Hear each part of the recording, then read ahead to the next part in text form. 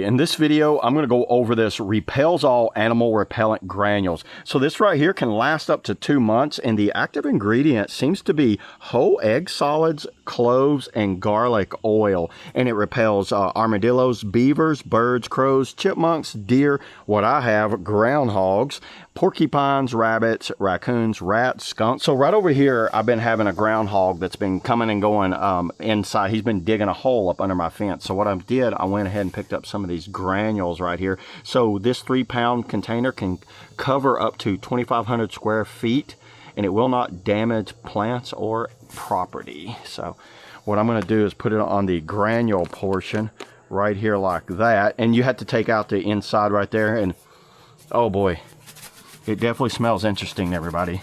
Here's what I'm going to do. I'm just going to go all the way down through here and granulate all. Since it has a shaker can like this, will stop that pesky little groundhog from digging up under my fence, and kind of around the perimeter of the whole thing. Might as well do it around the house some too. Now I'm going to do around the back and the fence, and we are good to go. Yeah, everybody, I don't see any issues with this stuff at all. I've used it in other job sites and it worked out perfectly on that.